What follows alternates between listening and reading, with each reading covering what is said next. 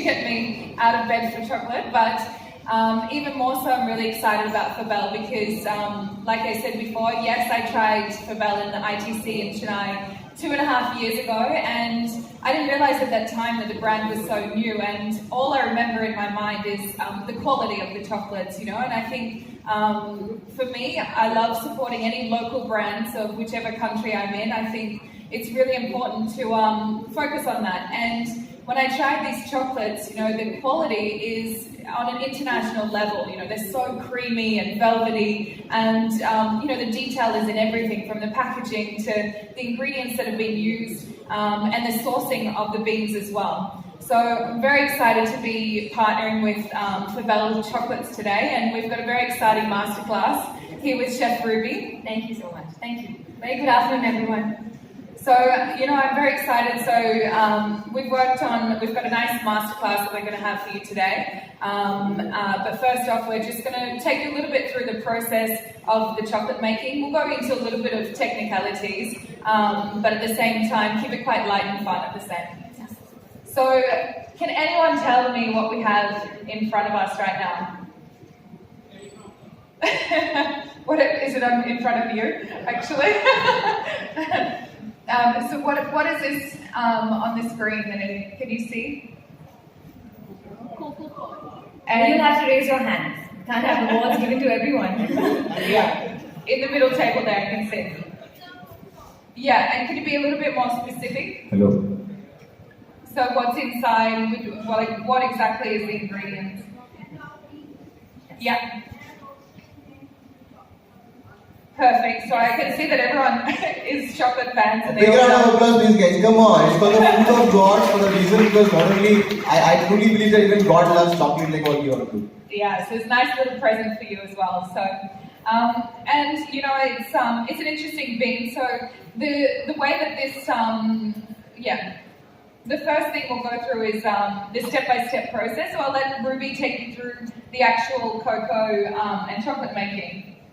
So we've done this test before where we've asked people what their particular product was, and we wanted to check if you were paying attention the last time, so we've asked you. Good job, you answered right. So just like Chef said, you saw a photograph of a cocoa pod and the beans inside, and that's where all the magic starts. So the first step is the process of fermentation.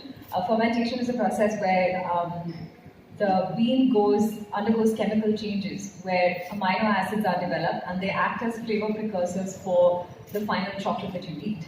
The chocolate is technically acidic in nature, and this is a process which is contributing to that because the major flavor of the chocolate that you know comes from this process. And it's very important, and these are done in the form of heaps or in boxes.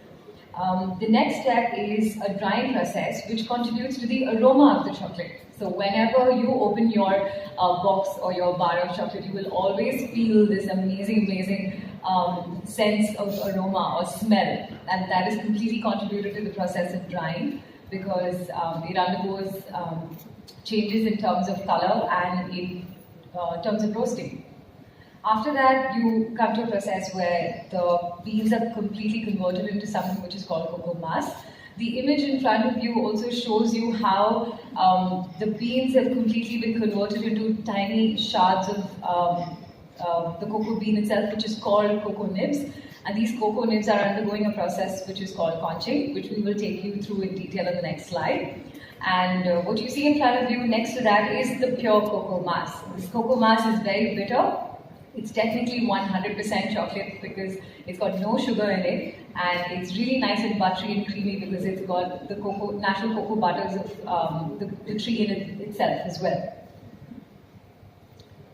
So the next step is the refining process and the conching. So basically, the little cocoa nibs, as Chef Ruby said, are then refined down into an even finer, almost powder-like texture. So it's 18 microns, so super fine. And that's then had the cocoa butter added to it. So because they're so small and fine, the cocoa butter coats each one of these little microns to make it super creamy and buttery. And this process is actually the part that's so unique to Fabel because in their process, they actually do this for 14 hours.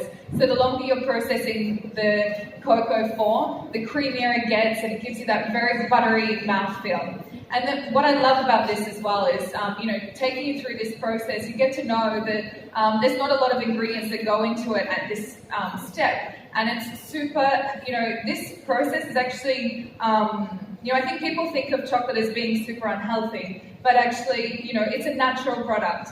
And the way that it's being processed, it has got fat, and then sugar is then added later. But this process itself, the cocoa, is actually very good for you, and it's tasty as well.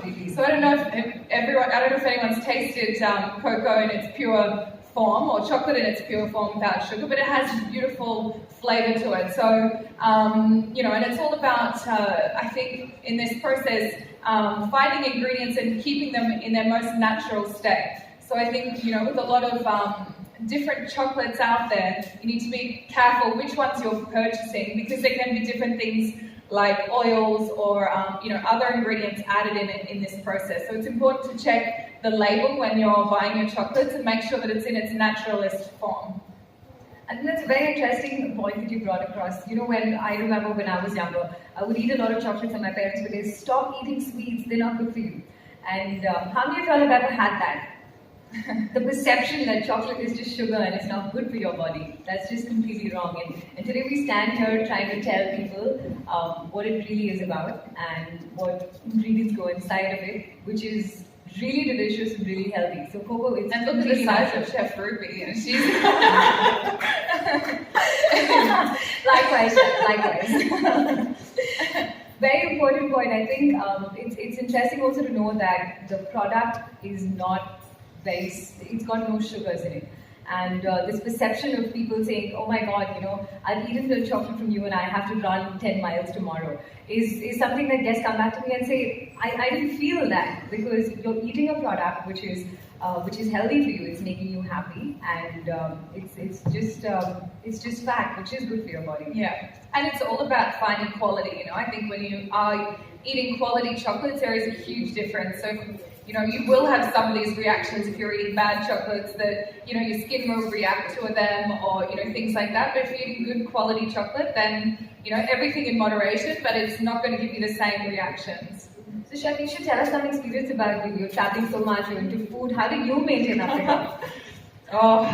Well, I definitely don't cut anything out. I think it's important to, be balanced with your lifestyle and make sure that you're, giving yourself the good things in life. And I think that if you're one of those people who, decide to go on one of these fad diets and cut absolutely everything out, then you're also going to be that person that's in the corner in your bedroom hiding with a, block of Fabel chocolates, just eating, 100 of them. So for me, it's all about balance, and I have a 7-year-old son as well. And I think the biggest thing is teaching people what goes into food, what ingredients are there. And, he knows now. So if he's feeling like having, lollies or chocolates or anything like that, I'm like, baby, go for it. It's you've just got to know that, yes, you can have it, but you also need to have a balanced diet. So for me, when I'm traveling, I make sure that, I just eat lots of vegetables and fruits and